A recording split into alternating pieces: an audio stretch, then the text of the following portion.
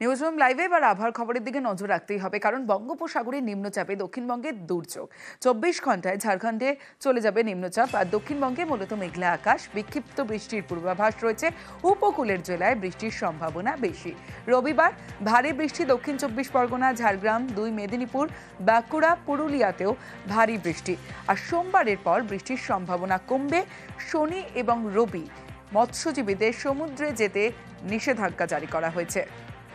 আর অন্যদিকে যদি উত্তরবঙ্গের দিকে নজর রাখি, বৃষ্টি কমবে উত্তরবঙ্গে। আজকাল ভারী বৃষ্টি জলপাইগুড়ি, আলিপুরদুয়ারে, রবিবার ভারী বৃষ্টি দার্জিলিং, কালিম্পং, কোচবিহারে, আর সোমবার থেকে বৃষ্টি কমবে উত্তরবঙ্গেও। বর্তমানে একটা নিম্নচাপ অবস্থান করছে দক্ষিণবঙ্গের ওপরে, সেই সাথে মৌসুমী নিম্নচাপ অক্ষরেখাও দক্ষিণবঙ্গের ওপর দিয়েই রয়েছে। আগামী 24 ঘন্টায় এই নিম্নচাপটা ক্রমশ ঝাড়খণ্ডের দিকে অগ্রসর হবে, পশ্চিম উত্তর পশ্চিমের দিকে, এবং ধীরে ধীরে এটা শক্তি কমতে থাকবে। এর প্রভাবে দক্ষিণবঙ্গে প্রধানত 23 থেকে 24 তারিখ বৃষ্টিপাতের পরিমাণ কিছুটা বেশি থাকবে। দু এক জায়গায় ভারী বৃষ্টির সম্ভাবনা রয়েছে, মেনলি উপকূলের কাছে যে জেলাগুলি রয়েছে, যেমন দক্ষিণ 24 পরগনা, পূর্ব পশ্চিম মেদিনীপুর, সেই সাথে পার্শ্ববর্তী পশ্চিমের কয়েকটা জেলা, বাঁকুড়া, পুরুলিয়া, ঝাড়গ্রাম, পশ্চিম বর্ধমান। 25 তারিখ থেকে দক্ষিণবঙ্গের বেশিরভাগ জেলাতেই বৃষ্টিপাত কমে যাবে, তবে হালকা ধরনের বৃষ্টিপাত কন্টিনিউ করবে।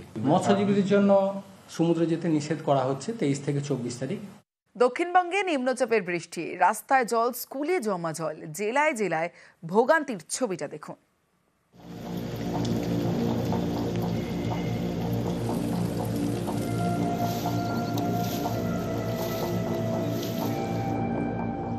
কোথাও স্কুলে জল, ক্লাসে ঢোকার জন্য পাতা হয়েছে ইট। কোথাও কোমর জলে রাস্তা পারাপার।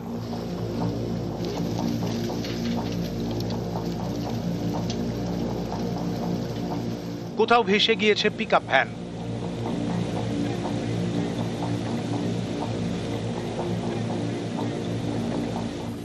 দক্ষিণবঙ্গে নিম্নচাপের বৃষ্টি, এর জেরে জেলায় জেলায় ভোগান্তি। বাঁকুড়ার রায়পুরে ডুবল কাঁটাপাল কজওয়ে।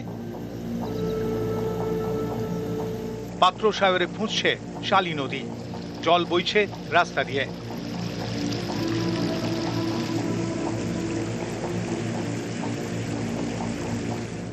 ঝাড়গ্রামেও ভোগান্তি, ফুঁসছে ডুলুং সুবর্ণরেখা।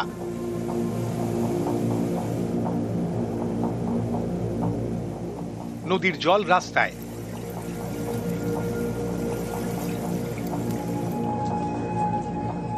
পূর্ব বর্ধমানের কালনা, এখানেও ভারী বৃষ্টি, এর জেরে নন্দগ্রাম প্রাইমারি স্কুলে জল।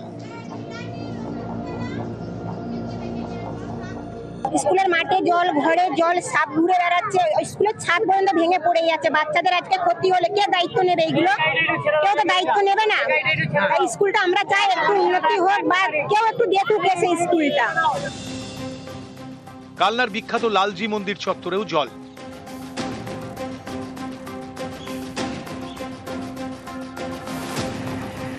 বঙ্গোপসাগরে নিম্নচাপ, ফুঁসছে সমুদ্র।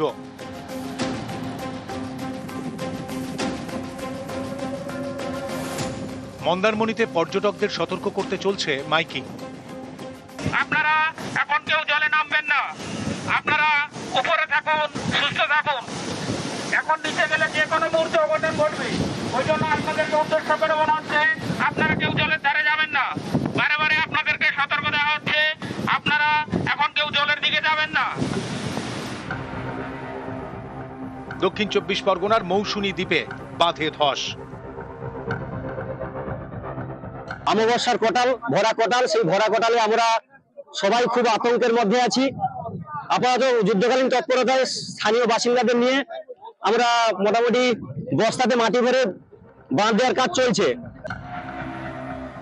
নিউজ 18 বাংলা। চামলির স্মৃতি এখনো প্রত্যেকের মনে দগদগ করছে। তারই মধ্যে উত্তরাখণ্ডে ফের মেঘভাঙা বৃষ্টি, ছবিটা দেখুন। মেঘভাঙা বৃষ্টিতে বিপর্যস্ত উত্তরাখণ্ড। এবার চামলি থরালিতে মেঘভাঙা বৃষ্টি।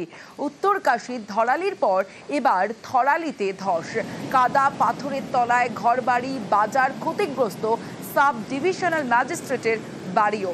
বহু মানুষ এখনো পর্যন্ত নিখোঁজ, আর নিখোঁজ হওয়ার আশঙ্কা রয়েছে, বহু মানুষের মৃত্যুর আশঙ্কা করা হচ্ছে। যে ছবি আপনারা দেখছেন এই মুহূর্তে চামলির থরালির ছবি, মেঘভাঙা বৃষ্টিতে বিপর্যস্ত।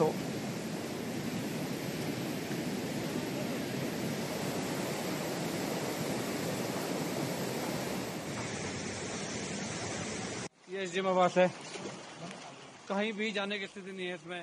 চাবলির থরালিতে কি পরিস্থিতির ছবি দেখছেন, যে বাড়িঘর কি অবস্থা, কাদা পাথরে ঢেকে গিয়েছে বাড়িঘর, এমনকি যে ছবি দেখছি চামলির থরালির মেঘভাঙা বৃষ্টিতে বিপর্যস্ত এলাকা এবং সাব ডিভিশনাল ম্যাজিস্ট্রেটের বাড়ির কি পরিস্থিতি ছবিটা দেখলে স্পষ্ট। এখনো পর্যন্ত বহু মানুষের নিখোঁজের আশঙ্কা করা হচ্ছে, উদ্ধার কাজ জারি রয়েছে। पीछे से एसडीएम आवास है और एसडीएम आवास का पूरा चारों ओर से मलबा भर गया है, वो भी देख सकते हैं। स्कूटी কাল বন্ধ থাকছে সাঁতরাগাছি ওভারব্রিজ। মেরামতির জন্য রবিবার বন্ধ সাঁতরাগাছি ওভারব্রিজ। বিকেল 4টে থেকে রাত 10টা পর্যন্ত বন্ধ থাকবে সাঁতরাগাছি ওভারব্রিজ। অন্যদিকে বিদ্যাসাগর সেতুও বন্ধ থাকবে। কাল বন্ধ সাঁতরাগাছি, অন্যদিকে বিদ্যাসাগর সেতুও বন্ধ থাকবে এবং বিকল্প যে রুট পুলিশের সেই হেস্টিং ক্রসিং, এদিকে AJC Bose Road, Saint George's Gate Road, Great Road, Strand Road হয়ে হাওড়া ব্রিজ পৌঁছতে পারবেন সাধারণ মানুষ। অন্যদিকে KP Road, Hastings crossing, Palang Gate, Strand Road, তারপরে হাওড়া ব্রিজ। 24 আগস্ট ভোর 5টা থেকে রাত 9টা পর্যন্ত গাড়ি চলবে এই পথে। খিদিরপুর, হেস্টিংস হয়ে Saint George's Gate Road, Strand Road, তারপরে সোজা হাওড়া ব্রিজ। ঘোড়া পাস ওয়াই পয়েন্ট, রেড রোড হয়ে আরেকটা রুট যাবে, এগালোপালং গেট হয়ে স্ট্যান্ড রোড হয়ে হাওড়া ব্রিজ। বিদ্যাসাগর সেতুর বন্ধ থাকবে, পাশাপাশি রবিবার বন্ধ সাঁতরাগাছি ওভারব্রিজ। মেরামতির জন্য রবিবার বন্ধ সাঁতরাগাছি ওভারব্রিজ। বিকেল 4টে থেকে রাত 10টা পর্যন্ত বন্ধ ওভারব্রিজ। আন্দুল রোড, ড্রেনেজ ক্যানেল রোড হয়ে ছোট গাড়ি, হাওড়া আমতা রোড হয়ে ছোট গাড়ি যাতায়াত, পণ্যবাহী গাড়ি ছুটবে নিবেদিতা সেতু দিয়ে। হাওড়া সিটি পুলিশের পক্ষ থেকে ইতিমধ্যেই নোটিশ জারি করা হয়েছে। এবার যে ছবি দেখাবো আপনার মন খুশ হয়ে যাবে। এই যে মিড ডে মিল, কোনো সময় গরিব মানুষের ছেলে মেয়ে তাদের পাতে ডিম পড়ে, কোনো সময় সেটাও পড়ে না। ফলতা প্রাথমিক বিদ্যালয়ের শিক্ষক শিক্ষিকারা অভিনব উদ্যোগ নিয়ে আজকে ইলিশ উৎসব করলেন তাদের জন্য। হ্যাঁ, পাতে পড়ল তেল, সঙ্গে আলু সেদ্ধ, ইলিশ মাছ ভাজা। এখানেই থেমে নেই, ভাপা ইলিশও ছিল তাদের জন্য। 425 জন পড়ুয়া আজকে আনন্দের সঙ্গে ইলিশ মাছ খেলো। দেখছেন সেই ছবি। ভবিষ্যতেও পড়ুয়াদের আনন্দ দিতে এরকম আরও আয়োজন করা হবে, এমনটাই আশ্বাস দিয়েছেন শিক্ষকরা। স্কুলে, এই ধরনের স্কুলে ইলিশ উৎসব। মিড ডে মিলে যে টাকা দেওয়া হয় সেই টাকাতে তো ইলিশ দেওয়া সম্ভব নয়। এছাড়াও এই পড়ুয়ারা কবে আর ইলিশ খেতে পারে, কারণ ইলিশের যা দাম, তাতে এই পড়ুয়ারা এই সন্তানদের মুখে খুব কমই ইলিশ তুলে দিতে পারেন মা বাবারা। তাই আজকে ইলিশ ভাপা, ইলিশ ভাজা এইসব খেতে দেখে, সন্তানদের খেতে দেখে অভিভাবকরাও খুব খুশি।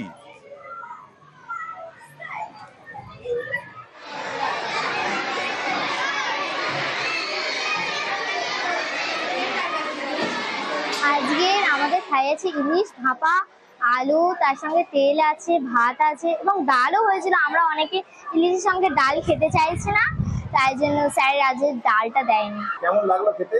খুব ভালো হয়েছে। আজকে ইলিশ মাছের ভাপা খাওয়া হচ্ছে, আর বাড়িতে সেরকম ইলিশ মাছ খাওয়া হয় না। স্কুলে এমনি সময় মিড ডে মিল খাওয়ানো হয়, আজকে ইলিশ মাছ ভাজা, ইলিশ মাছ ভাপা খাওয়ানো হচ্ছে। এটাতে আমরা প্রচন্ডই খুশি, কারণ এই ইলিশের প্রচুর দাম, আমরা সেটা তো সবসময় পারি না। স্যার এই স্কুলেতে প্রচুর জিনিস করেন, নতুন নতুন, নিত্য নতুন। তার সঙ্গে যে এই ইলিশ উৎসবটা করেছেন, এতে আমরা অনেক খুশি। বাচ্চাদের আনন্দ বা বাচ্চাদের আবদার মেটাতেই এই অনুষ্ঠানটা করা হয়। অন্যান্য সময়ে মাছ হয়, ডিম হয়, আর এই এখন তো চিংড়ি সিজন, প্রায় প্রতিদিন আমরা মাঠের যে চিংড়িটা পাওয়া যায় এই চিংড়ির ব্যবস্থা আমরা করি আর কি। আমার অনেক ছাত্র যারা মাছ ধরে আর কি নদীতে, তারা খুব কম দামে, মানে যে দামে তারা বিক্রি করে পাইকারি দেয় তার থেকেও কম দামে আমাকে দিতে পারে, দেয় আর কি। সেই জন্য আমি এই ইলিশ উৎসবটা করতে সমর্থ হয়েছি।